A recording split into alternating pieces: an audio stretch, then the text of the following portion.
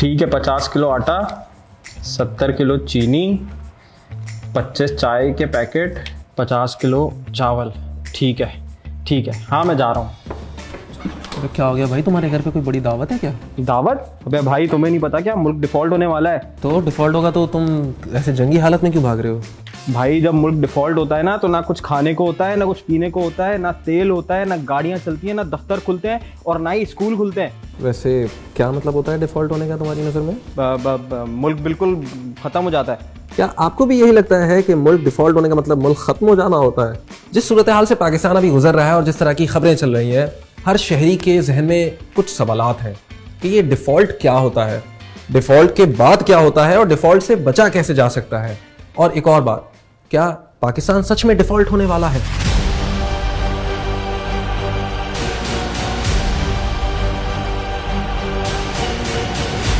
अच्छा भाई, तो चलो तुम ही बता दो कि डिफ़ॉल्ट होता क्या है, और अगर पाकिस्तान डिफ़ॉल्ट कर जाता है तो क्या होगा? भाई किसी भी मुल्क को चलने के लिए पैसे चाहिए, ये तो तुम्हें पता है।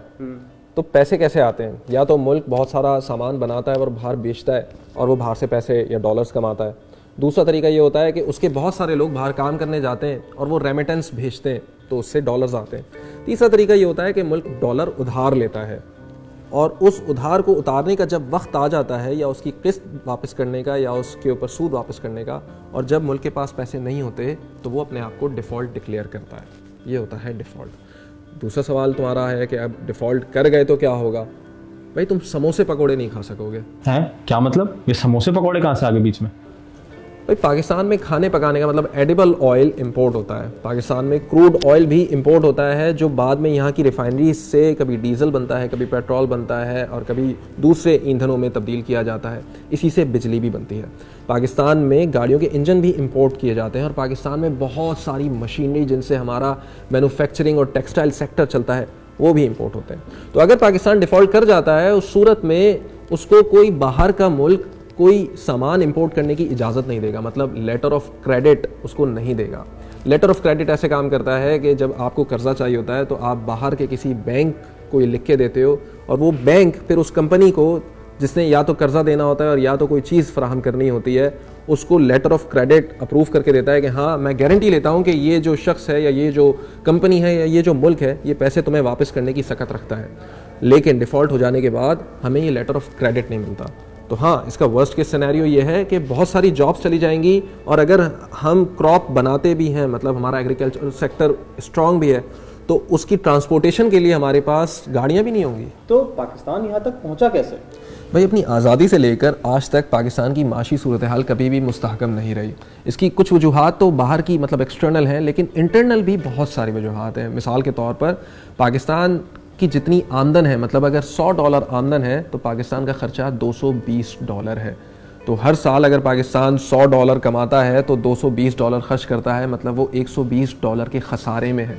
अब ये खसारा कैसे पूरा होगा? क्योंकि पाकिस्तान के पास तो ना मैन्युफैक्चरिंग सेक्टर इतना स्ट्रॉन्ग है कि एक्सपोर्ट्स बहुत ज़्यादा हो, ना पाकिस्तान इतनी ज़्यादा सर्विसेज बाहर देता है कि वो अपने डॉलर हासिल कर ले, ना पाकिस्तान के इतने सारे लोग बाहर से रेमिटेंसेस भेज रहे हैं कि वो खसारा पूरा कर दें।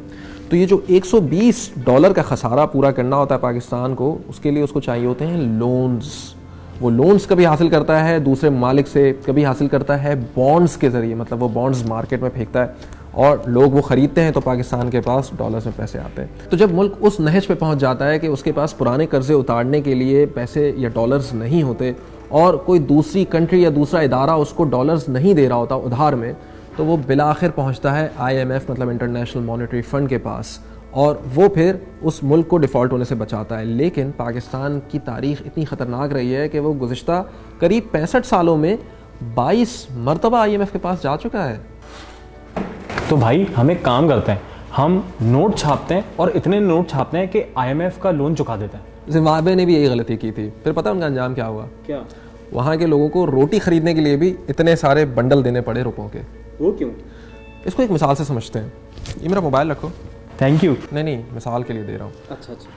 इसके एवज में तुमसे चाह रहा हूँ कि मुझे कोई सबूत दो कि मैंने तुम्हें मोबाइल दिया है। तुम क्या दोगे? मैं तुम्हें एक पेपर पे लिख के साइन करके दे दूंगा। गुड। लेकिन अगर तुम वो एक की बजाय 5 पेपर पे लिख के दे दो तो क्या इसका मतलब तुम्हारे पास 5 मोबाइल फ़ोन आ जाएंगे? नहीं, मोबाइल फ़ोन तो एक ही रहेगा मेरे पास। तो इसका मतलब चाहे तुम 1 पर्ची दो, 10 पर्ची दो या 100 पर्ची दो, उसके पीछे वैल्यू तो एक मोबाइल की है ना। अच्छा, तो हम अपने रुपए तो छाप सकते हैं, डॉलर नहीं छाप सकते। तो हम जितने ज़्यादा रुपए छापेंगे डॉलर की कदर उतनी ज़्यादा बढ़ती चली जाएगी। तो अगर आज $1 के मुकाबले हमारा पैसा 220 रुपये है, ज़्यादा पैसे छापने से हो सकता है वो 300, 400, 500 रुपये हो जाए, क्योंकि हमारे पास उसके पीछे बैकअप करने के लिए कोई वैल्यू नहीं है। तो यार अगर पाकिस्तान डिफ़ॉल्ट कर जाता है तो फिर क्या होगा? मतलब हम रिकवर कर पाएंगे क्या? पाकिस्तान कोई पहली कंट्री नहीं होगी जो हाकिम बदहन डिफ़ॉल्ट कर जाएगी। आज से पहले करीब 100 से ज़ायद कंट्रीज़ डिफ़ॉल्ट कर चुकी हैं।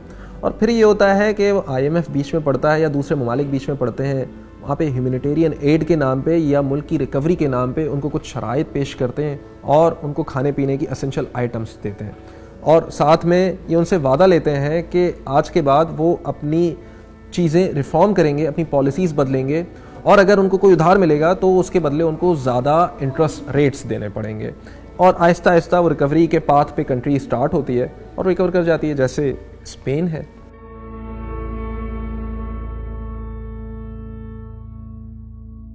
जी जी, अरे थैंक यू सो मच, अरे बहुत शुक्रिया आपका। जी जी, ओके, अल्लाह हाफिज़। क्या हुआ भाई, अब तुम राशन लेने तो नहीं जा रहे ना? नहीं नहीं, मेरा वीज़ा लग गया, मैं तो चला। लेकिन तू समझाता बड़ा अच्छा है यार, प्रोफेसर बन जा।